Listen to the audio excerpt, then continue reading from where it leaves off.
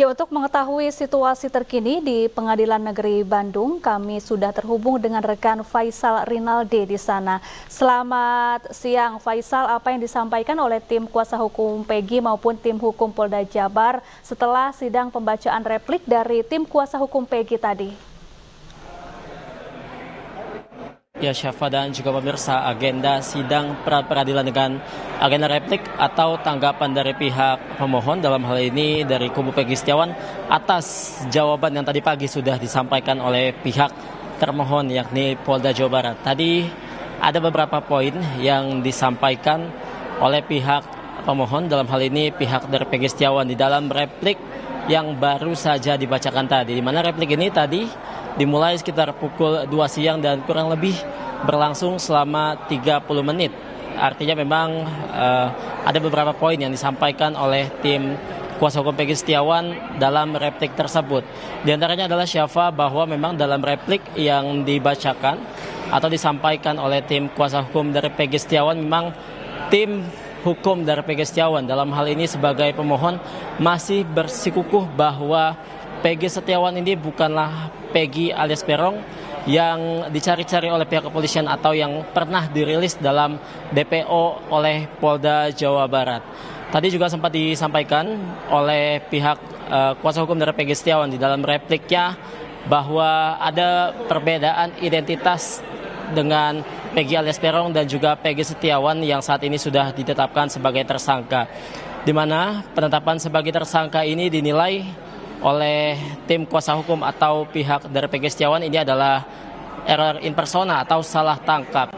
Dikarenakan memang identitas dari Peggy alias Peron yang ada di DPO dengan Peggy Setiawan yang saat ini ditetapkan sebagai tersangka cukup berbeda menurut kuasa hukum. Di antaranya adalah dalam DPO yang dirilis oleh Polda Jawa Barat, Peggy alias Peron ini saat ini berusia 30 tahun. Nah, untuk Peggy Setiawan yang saat ini ditetapkan sebagai tersangka usianya baru 27 tahun. Kemudian untuk alamatnya pun juga berbeda antara Peggy alias Peron dan juga Peggy Setiawan.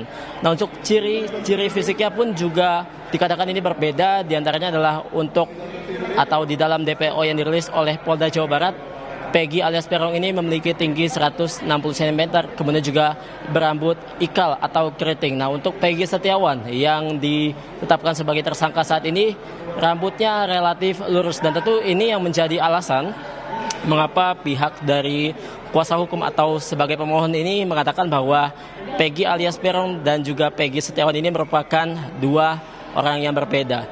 Syafa dan juga pemirsa, jika bisa kami ulas kembali, memang pada tadi pagi kurang lebih sidang dimulai pada pukul 9 pagi tadi adalah agendanya pembacaan jawaban oleh pihak termohon dalam hal ini Polda Jawa Barat atas surat permohonan yang disampaikan atau yang dilayangkan oleh pihak dari Peggy Setiawan. Memang tadi ada beberapa poin di dalam jawaban yang dibacakan oleh tim hukum dari Polda Jawa Barat yang pada intinya adalah menolak dalil-dalil permohonan yang disampaikan oleh kubu Peggy Setiawan.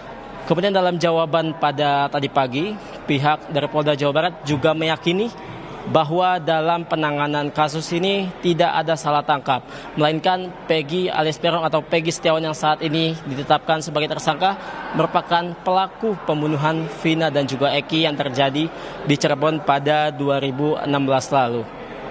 Kemudian Syafa dan juga pemirsa, dapat kami sampaikan pula bahwa pada jawaban tadi pagi juga pihak dari Polda Jawa Barat selaku termohon dalam kasus ini atau dalam pra-peradilan ini mengatakan memang ada sejumlah alat bukti atau tadi sebutkan ada 3 alat bukti untuk menetapkan Peggy Setiawan sebagai tersangka. Di antaranya ada dokumen-dokumen pribadi milik Peggy Setiawan, yakni seperti misalnya ijazah, kemudian juga akte kelahiran dan juga kartu keluarga yang dijadikan barang bukti untuk menetapkan Peggy Setiawan ini sebagai tersangka kasus pembunuhan Vina dan Eki di Cirebon yang terjadi pada 2016 lalu.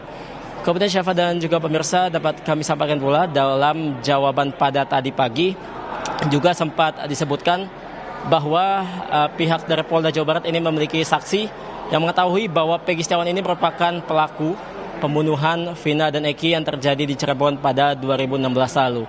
Di mana saksi ini adalah salah satu terpidana kasus ini, yakni Sudirman, di mana pihak dari Polda Jawa Barat mengatakan mendapatkan keterangan dari Sudirman, Sudirman mengatakan sebagai terpidana ini bahwa ia mengetahui betul tato dan juga wajah Peggy alias Peron yang di dalam DPO ini sama dengan Peggy Setiawan yang saat ini ditetapkan sebagai tersangka.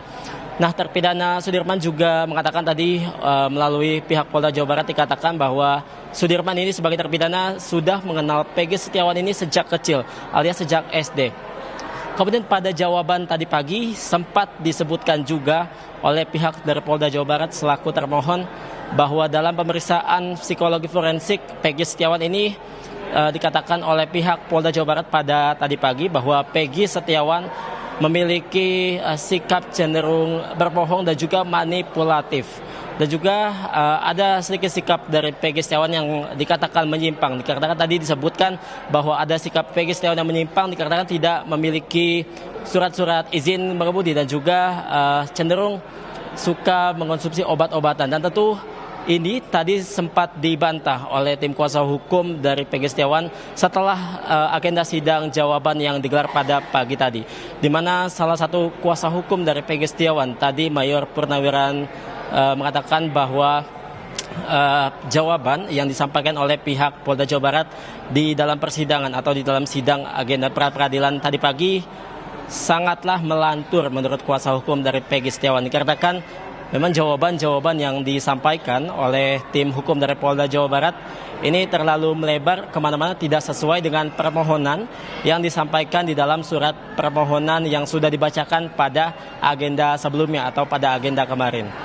Syafa dan juga pemirsa, dapat kami sampaikan pula untuk agenda selanjutnya atau setelah ini nanti akan ada agenda duplik, yakni tanggapan dari pihak Polda Jawa Barat selaku termohon atas pembacaan replik oleh pihak dari Peggy Setiawan, di mana agenda duplik ini nantinya akan dimulai pada pukul 16.30 waktu Indonesia Barat. Kita nantikan sama-sama Syafa agenda duplik pada sore nanti. Demikian. Ya, terima kasih Faisal Rinaldi melaporkan langsung dari Pengadilan Negeri Bandung, Jawa Barat, dan selamat bertugas kembali. Pemirsa, breaking news akan kembali usai jeda. Tetaplah bersama kami.